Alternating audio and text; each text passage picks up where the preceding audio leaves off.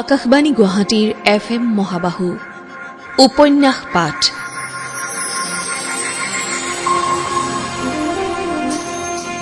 এই অনুষ্ঠানত মৃণাল কলিতা ৰচিত বকুল ফুলৰ দৰে উপন্যাসখনিৰ ধাৰাবাহিক পাঠ প্ৰচাৰ কৰি থকা হৈছে।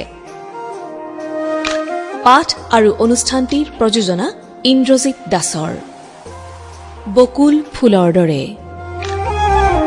বকুল ফুলৰ দৰে জোনাকৰ পক্ষী উৰে, বকুল ফুলৰ দৰে জোনাকৰ পক্ষী উৰে।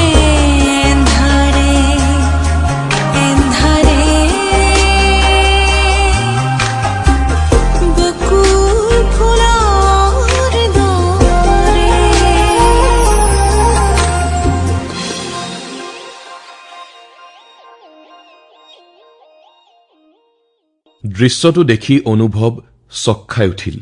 স্কুল ছুটিৰ পিছত অনুভৱ খোজকাঢ়ি ঘৰলৈ আহি আছিল। আবেলি সময় হৈছিল যদিও ৰ'দৰ প্ৰকোপ কমা নাছিল।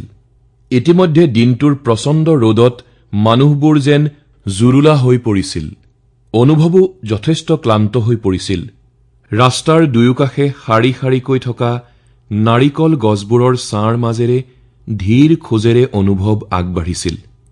হঠাৎ এটা তীক্ষ্ণ শব্দ তেওঁৰ কাণত বাজিছিল।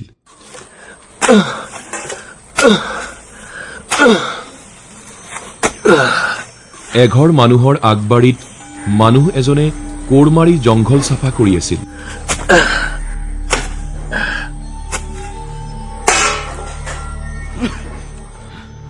হয়তো কোৰখন জংঘলত পোত খাই থকা বটল বা ভগা গিলাচত লাগিছে। অনুভৱে মূৰ ঘূৰাই মানুহজনলৈ চাইছিল আৰু তেওঁ চক খাই উঠিছিল। গৰমত ঘামি জামি বাৰীখনত কোৰ মাৰি আছে অসীমৰ বাপেকে। এচাতি শান্ত বতাহত যেন অনুভৱৰ মনটো জীপ পাই উঠিল। তেওঁ ৰৈ গল। অনুভৱক দেখি মানুহজন আগবাঢ়ি আহি জেওৰাৰ কাষত ৰৈ গল। মানুহজনে একো কোৱা নাই। অনুভৱে জানে মানুহজনে একো নকবও। ইয়াৰ আগৰ দুবাৰ মুখামুখিতো মানুহজনে একো কোৱা নাই। অথচ দুয়োবাৰেই মানুহজনে নিজেই অনুভৱক বিচাৰি গৈছিল। অনুভৱে মানুহজনলৈ ভালকৈ মন কৰিলে। ভাগৰত মানুহজনে ফোপাইছে। ঘামবোৰে গাৰে বৈ গৈ টুপ টুপকৈ সৰি মাটিত পৰিছে। গোটেই মুখখন ভয়ংকৰভাৱে ৰঙা হৈ পৰিছে। ৰাতিপুৱাৰে পৰা শ্ৰমত মানুহজন লবেজান হৈ পৰিছে। কোৰ মৰাৰ কষ্ট কিমান সেই কথা অনুভৱে বুজি পায়। এই অমানসিক কষ্টৰে অৰ্জা টকাকেইটাৰে অসীম আৰু আজলিৰ বাবে এটুকুৰা মাছৰ যোগাৰ হয়নে? সিহঁতৰ স্কুলৰ বহী এখনৰ যোগাৰ? মাকৰ বাবে এখন চাদৰৰ যোগাৰ? নহয়, সেইবোৰ একো নহয়। প্ৰাণান্তক শ্ৰমৰ গোটেইকেইটা টকা খৰচ হয় মদৰ আড্ডাত। কিহৰ বাবে মানুহজনে নিজৰ এই প্ৰচণ্ড কষ্টৰ ধনখিনিও নষ্ট কৰিছে মদত? মদপি বোলা শব্দটোতে তাৰ উত্তৰ লুকাই থকা নাই। শ্ৰান্ত ক্লান্ত বিধ্বস্ত মানুহজনলৈ অনুভৱৰ মায়া উপজিল। আঙুলি এটাৰে কপালৰ ঘামখিনি মচি মানুহজনে লাজ লাজকৈ কলে, হাজিৰা কৰিছো। ভালেই কৰিছে। অসীম আজলিহঁতৰ পঢ়াৰ খৰচো বাঢ়িছে নহয়। অনুভৱৰ কথা শুনি মানুহজনে অস্বস্তি পাই তলমূৰ কৰিলে। অসীমহঁতৰ কাপোৰ কানিৰ বাবেও আপোনাৰ বহুত খৰচ হয় নহয়। এইবাৰ মানুহজনে লাহেকৈ মূৰ জোকাৰিলে। মাককোতো বিহুৱে পূজাই চাদৰ এখন হলেও দিব লাগে। মানুহজনে আকৌ মূৰ জোকাৰিলে। আজলিৰো মুখখন ঢেলা পৰি গৈছে। তেজ কমিছে চাগৈ। আপোনাৰ ইচ্ছা থাকিলেও তাইৰ মুখত মাছ এটুকুৰা তুলি দিব নোৱাৰে চাগৈ। চাইখনা কাৱৈ মাছ এটাৰ দৰে চটফটাই চটফটাই তীব্ৰভাৱে মূৰ জোকাৰি থাকিল মানুহজনে।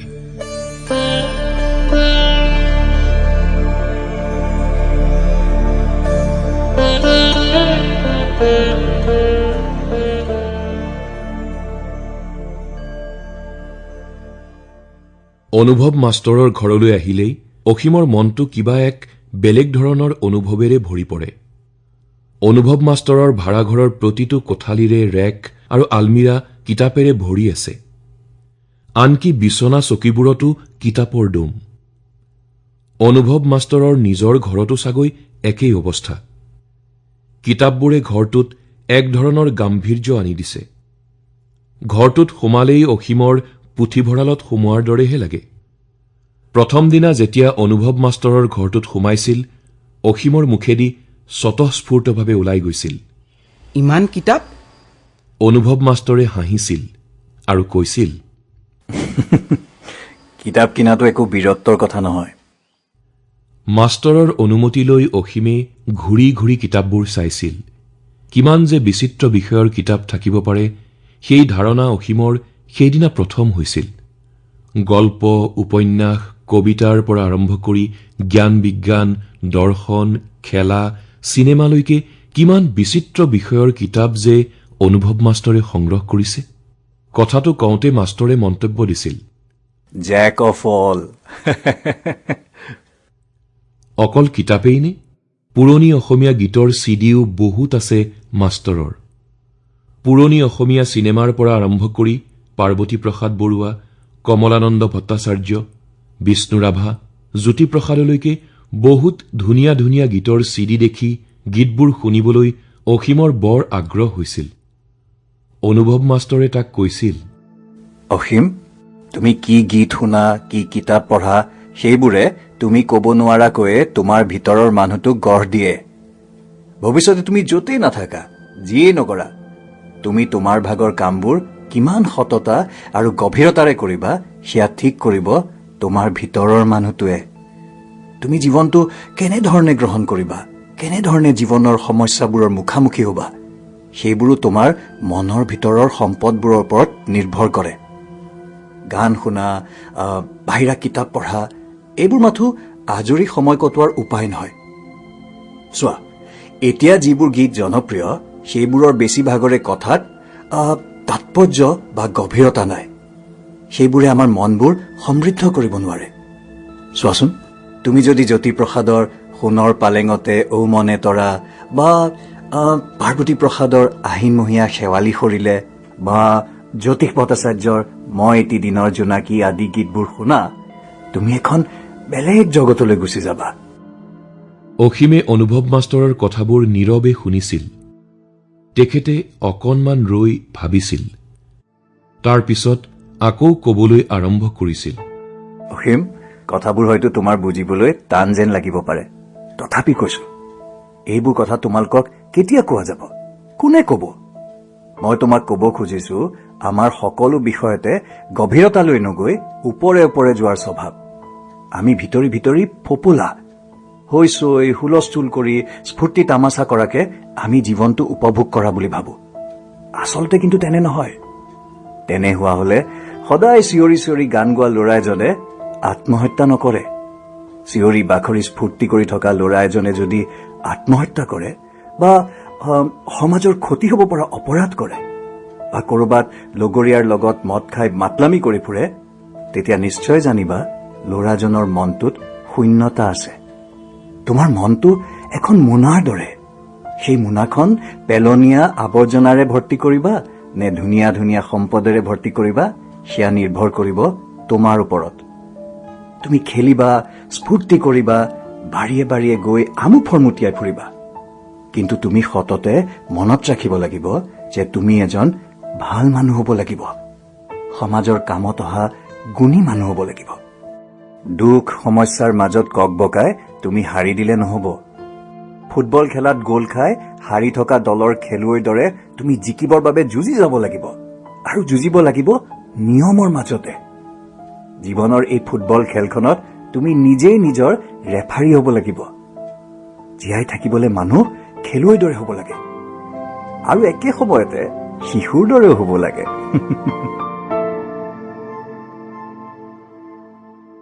অনুভৱ মাষ্টৰে অসীমক এখন ৰেকৰ ওচৰলৈ লৈ গৈছিল। ৰেকখন শিশু আৰু কিশোৰৰ বাবে লিখা কিতাপেৰে ভৰি আছিল। অসীমে এফালৰ পৰা নামবোৰ পঢ়ি গৈছিল। বাহ, ইমান কিতাপ! সেইখন তোমালোকৰ ভাল হওক, মহাদুষ্টৰ দুষ্ট বুদ্ধি, আখৰৰ জখলা, সেইখন মৰুৱা ফুল, তত্বথান, অকণমানি কোঁৱৰ, চিস্কিন, মই আৰু বহুতো, পিনকিয়, গালিভাৰ, এইখন দেখোন শান্তশিষ্ট হৃষ্টপুষ্ট মহাদুষ্ট, অজান দেশত এলিচ, ভট উকাৰে ভূ, সেইখন শিয়ালি পালেগৈ ৰতনপুৰ। অসীমে নাম শুনা নুশুনা বহুত কিতাপ। এইবোৰ কোনে পঢ়ে? কিয় মই পঢ়ো? হাঁহি মাৰি অনুভৱ মাষ্টৰে কৈছিল। অলপ ৰৈ তেওঁ আকৌ কৈছিল, আৰু মন গ'লে নিৰ্মল আৰু তুমিও পঢ়িব পাৰিবা, কিন্তু এটা চৰ্ত আছে। কি চৰ্ত? অসীমে সুধিছিল। কিতাপবোৰ মৰম কৰি ভালকৈ ৰাখিব লাগিব তোমালোকে।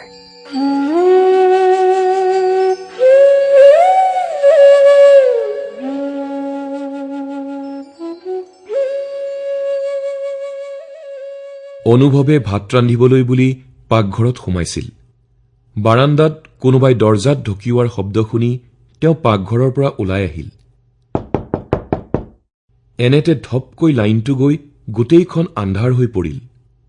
পকেটত থকা মোবাইল ফোনটো উলিয়াই তাৰ কিঞ্চিত পোহৰত খুপি খুপি অনুভৱ বাৰাণ্ডালৈ ওলাই আহিল। বাৰাণ্ডাত ৰৈ আছে অসীমৰ দেউতা। এইটো লওক। প্ৰায় 1 কেজি ওজনৰ জীয়া ৰৌ মাছ এটা মানুহজনে অনুভৱৰ চকুৰ সন্মুখত দাঙি ধৰি ৰৈ থাকিল। অনুভৱৰ হাঁহিমেই নে কান্দিমেই তেনে অৱস্থা হল। মই এজন মানুহে এইটোৰে কি কৰিম, আপুনি ঘৰলৈকে লৈ যাওক। অনুভৱে কলে। লাজ লাগে। কথাষাৰ কৈ মানুহজনে মাছটো বাৰাণ্ডাত থলে। কি? অনুভৱ যেন জাপ মাৰি উঠিল। আজি 3 বছৰ ধৰি মই ঘৰলৈ চাউল দাইল মাছ মঙহ একো নিয়া নাই। অসীম মাজলীহঁতকো ফটা কানি এখনো দিয়া নাই। সিহঁতৰ পঢ়াৰ খৰচো উলিয়াই মাকে। মই সিহঁতৰ বাবে একো কৰা নাই। মই মৰি গলেও সিহঁতৰ একো ক্ষতি নহয়। কথাখিনি কৈ কৈ বাৰাণ্ডাৰ পৰা নামি মানুহজন এসময়ত ৰাস্তাৰ আন্ধাৰত অদৃশ্য হৈ গল।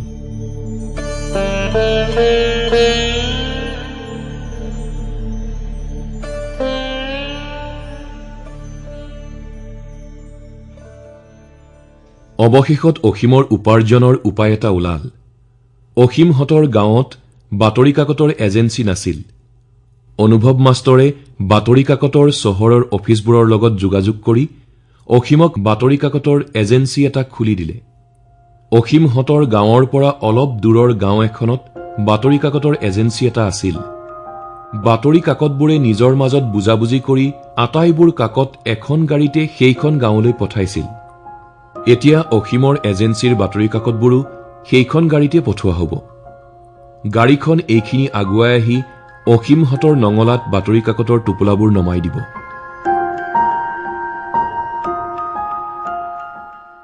বাতৰি কাকতৰ গ্ৰাহক সংগ্ৰহৰ অভিযান চলিল। অসীমৰ স্কুলৰ প্ৰতিগৰাকী শিক্ষকেই বাতৰি কাকত ল'ম বুলি কথা দিলে। গাঁৱৰ প্ৰাইমেৰী স্কুলখনৰো কেইবাজনো শিক্ষকে কথা দিলে। আন গ্ৰাহকো কেইজনমান পোৱা হল। মুঠতে প্ৰায় 30জনমান গ্ৰাহক পোৱা গল। অনুভৱ মাষ্টৰে হিচাপ কৰি চালে প্ৰতিখন কাকতেই 35% কমিছন দিয়ে। সেই হিচাপত 30খন কাকতৰ পৰা মাহিলী উপাৰ্জন বৰ কম নহব। আৰু এয়া আৰম্ভণিহে। অসীমে কামটো ভালকৈ কৰিব পাৰিলে গ্ৰাহকৰ সংখ্যা আৰু বাঢ়িব। মন কৰিলে লাহে লাহে আলোচনীও আনিব পাৰিব। এজেঞ্চিৰ কামটোৰ বাবে বিশেষ মূলধনো নালাগে। বজাৰত ৰুম ভাড়ালৈ লোৱাৰো দৰকাৰ নহয়। বাতৰি কাকত আহিব, লগে লগে ঘৰে ঘৰে বিলাব। মাহৰ মূৰত হিচাপ কৰি গ্ৰাহকৰ পৰা ধনখিনি সংগ্ৰহ কৰিব লাগিব। আৰু এটা কাম অৱশ্যে থাকিব। মাহৰ বিলবোৰ চহৰলৈ গৈ 3খন বাতৰি কাকতৰ 3টা অফিচত পৰিশোধ কৰিব লাগিব। হ'ব, সেইটোও কৰিব পৰা যাব। দুবাৰমান অনুভৱ মাষ্টৰে অসীমক লগত লৈ গৈ কামটো শিকাই দিব। তাৰ পিছত অসীমে নিজেই কৰিব পাৰিব। কথা হ'ল, অসীমে কাকতবোৰ বিলাব কেনেকৈ? বাতৰি কাকতৰ টোপোলা দাঙি ঘৰে ঘৰে বিলোৱা সম্ভৱ নহয়। সময় বহুত খৰচ হ'ব। তদুপৰি গ্ৰাহকৰ সংখ্যা বাঢ়িলে কাকতৰ ওজনো বহুত হ'ব। ভাবি চিন্তি অনুভৱ মাষ্টৰে ঠিক কৰিলে তেওঁ অসীমক এখন চাইকেল কিনি দিব। অসীমে এজেঞ্চিৰ লাভৰ টকাৰে কিস্তি কিস্তিকৈ অনুভৱ মাষ্টৰক ঋণ পৰিশোধ কৰিব। সকলো ব্যৱস্থা হোৱাৰ পিছত অসীমৰ মাকে অনুভৱ মাষ্টৰৰ ওচৰত প্ৰস্তাৱ দিলে। ছাৰ, শাস্ত্ৰীক কৈ এটা শুভ দিন চাই কামটো আৰম্ভ কৰিলে ভাল হ'ব। অনুভৱ মাষ্টৰে লগে লগেই প্ৰস্তাৱটো নাকচ কৰিলে। নাই নাই, নালাগে। শাস্ত্ৰীয়ে চাই দিয়া শুভ দিনটোলৈ যদি এসপ্তাহমান ৰ'ব লগা হয়, ভাল কামবোৰ যিটো দিনতে আৰম্ভ কৰা হয় সেই দিনটোৱে শুভ হৈ পৰে।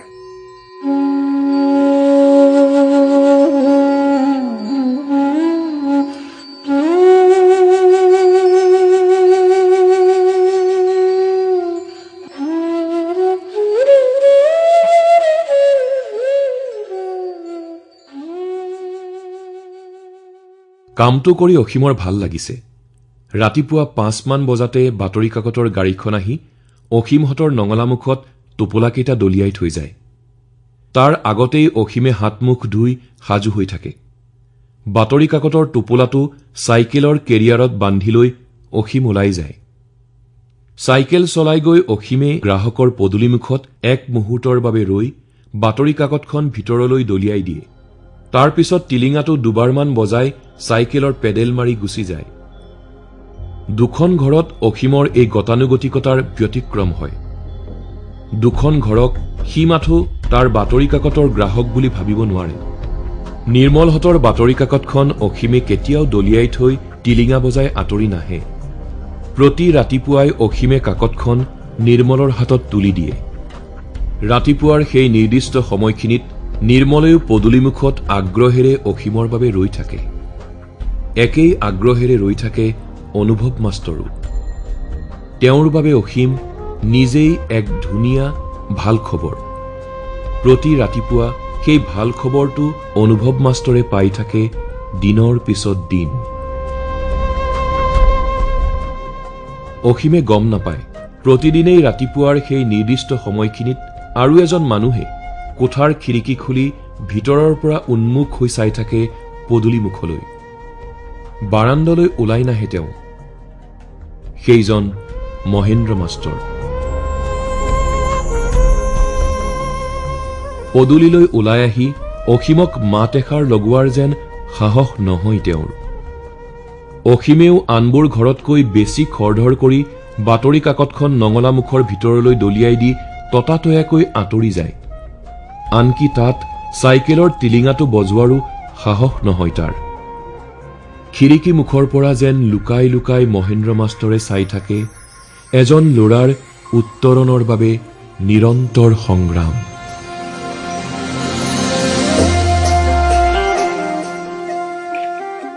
ইমান পৰে শ্ৰোতাসকলে উপন্যাস পাঠ অনুষ্ঠানত মৃণাল কলিতা ৰচিত বকুল ফুলৰ দৰে উপন্যাসখনিৰ ধাৰাবাহিক পাঠৰ ১বিংশ খণ্ডটি শুনিলে।